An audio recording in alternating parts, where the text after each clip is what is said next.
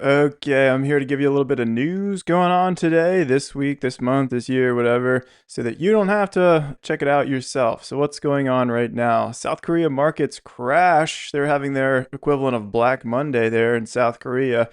Why? Because they have an investment bubble, just like the AI investment bubble in the United States. China, by the way, aims to pop our investment bubble. We've got companies, AI companies, trading at something like 37 times their value. So that's a huge issue. There are companies that would, at their current profit, would need to be in business for like another 1,800 years in order to make up the difference. So that's not likely. There seems to be only one direction for this AI bubble in the United States. Plus, Warren Buffett and other notable investors are not buying stocks. They're sitting on the biggest pile of cash they've ever had in their hedge fund's history, signaling that they're likely anticipating a good buying opportunity, meaning they want to be ready to buy the dip when the US market crashes.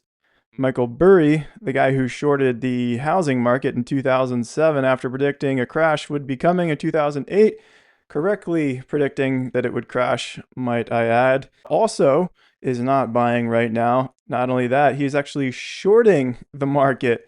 That's how certain he is that there's a crash coming. By the way, if you didn't see that movie about the 2008 financial crash, the housing market bubble, check it out. It's pretty good. New York City Mayor Mamdani says he'll have Benjamin Netanyahu arrested when he steps foot into New York. I think this is hilarious. As much as I despise Mamdani's policies because I think that they are dangerous and that he's either evil or he's really ignorant. I think it's hilarious. It's the first thing he's ever said that I think that I like. Probably the last thing also. But he's kind of trolling because he doesn't really have the power to do something like that. Benjamin Netanyahu is federally protected. Anyway, a plane crashes into a Beijing skyscraper. What's that about? Well, I can't tell you because China is hiding the details. So we'll try and find out more about that later as the story unfolds. Florida man strikes again. We'll talk about that. Florida man! Florida man! Large networks deciding not to air Trump's speech. The US says it's preparing for a ground invasion of Cuba. We'll talk about that and what I think. Also, nothing new. In Florida, we're getting ready for Bertha. Tropical storm Bertha is picking up strength there in the Gulf. Large networks deciding not to air Trump's speech. Trump demands that ABC and NBC lose their license because they didn't air his election speech. But this isn't really anything new. This happens all the time. There are networks who refuse to air certain parts or all of presidents' speeches. Pretty much always this has happened. It happened to Obama, Bush, Clinton, Trump, Biden. And so this isn't anything new. Now, they are supposed to air certain emergency broadcasts. That's kind of the deal with their license. The understanding is that the government gives them a license. In exchange, they will air certain announcements from the government if it's an emergency. And they also get some grants. They get federal funding, at least some networks do. They get federal funding, and the understanding is you will air emergencies if we need to broadcast them. So is that right? Well, that's up to you, but I kind of agree with this. Sadly, as unfortunate as it is that some of these networks are biased and won't air certain things. I was literally watching CNN once when the president was speaking, and as soon as he started saying things they didn't like or didn't agree with, they cut him off and moved to the weather or something. And as unfortunate as that is, it should be allowed to continue because what you don't want is that you don't want the federal government to be able to regulate what news programs are allowed to air and what they're not allowed to air.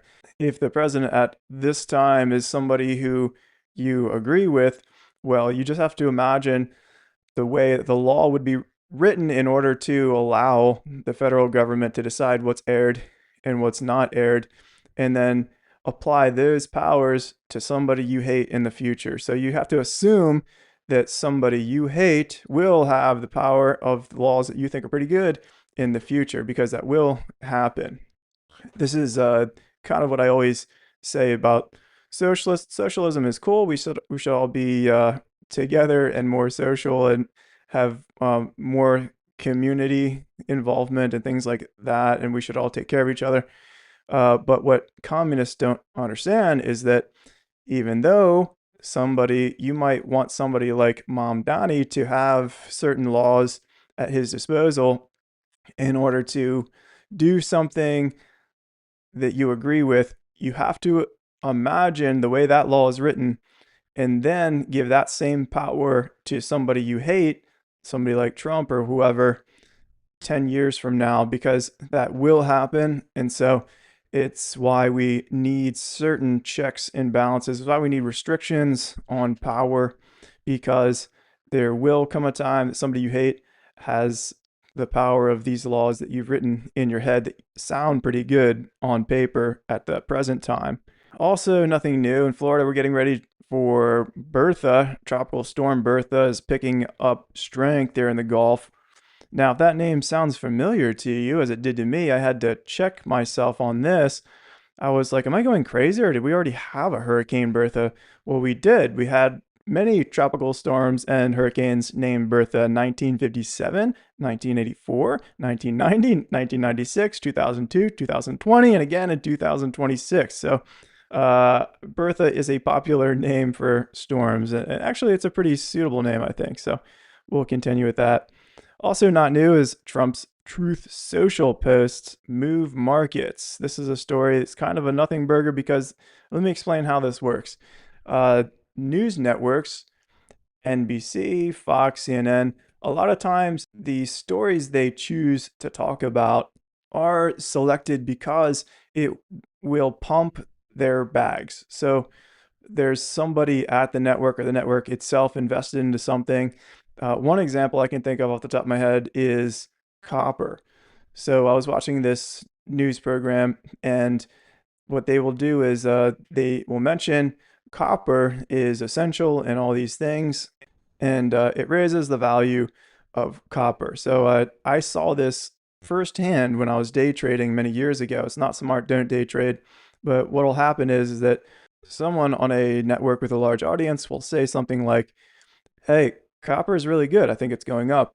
And you can watch in real time, as on the linear graph, as the value of copper goes boop, and then the people at that network invested into copper sell, and over the next 24 hours it goes down in value, and then they buy again. It tends to sort of fizzle out somewhere a little bit higher than it was the day before that broadcast. So what people at a news network are invested in often determines the stories they choose to talk about. The stories I choose to talk about here are the ones that are interesting to me personally, but that's how that works. And so Trump's Truth Social posts are moving markets. Nothing new. This always happens. This is potentially what saved the company Tesla years ago when they were going bankrupt, about to go bankrupt. Elon Musk posted something on, at that time, Twitter, and a lot of people said, whoa, the company named Tesla. They all invested in it because somebody with a large platform mentioned it, and so the value went up. And so this is why people post some of the things they post, because it will pump their bags temporarily or permanently. The US says it's preparing for a ground invasion in Cuba. Now, generally speaking, not always, but generally speaking, when you are preparing for a ground invasion, the very last thing you do is say you're preparing for a ground invasion. So there's some ulterior motives here. In my military experience, working as a civil affairs specialist, I can tell you that this is a narrative the US government wants to put out so that there is not a ground invasion in Cuba for some reason. Maybe this is so that some of the parties involved will capitulate to something or another before this turns into a ground invasion. In other words, I think this announcement is just psyop. Florida man strikes again, only this time it's a woman. I love that, when men aren't the only ones who are idiots. Florida man! Florida man. Rides a mutant can of cheap beer. Every criminal is shaken with fear. Yeah, here comes Florida man. Florida woman marries a tree. Karen, of course, Karen Cooper gives new meaning to the term tree hugger. About a year ago, city officials began to make plans to remove a 100-year-old giant ficus from Snell Family Park in Fort Myers to keep room for numerous smaller Geiger trees. Cooper began rallying the neighborhood in an attempt to save the tree. When that didn't work, she married it. The waterfront nuptials included flowers, music, and tree-decorated wedding cake, and a dog for a ring bearer. I'm starting to like this woman more and more. Over 50 attendees watched as Cooper vowed to love and protect the tree. Following the wedding, the city seemed to be backing away from the plans to remove it. However, its fate remains uncertain. And next up, Florida woman blames wind for cocaine in her purse. Kenesha Posey of Fort Pierce was suspected by police of DUI after she was spotted swerving in the roadway.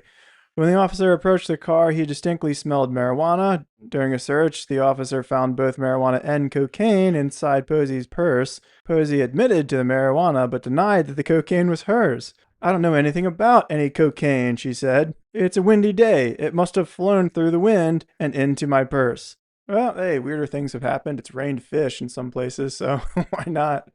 Yeah, I would say if you got value out of this, please subscribe, but no one in their right mind could possibly have gotten value out of this, so do what you want.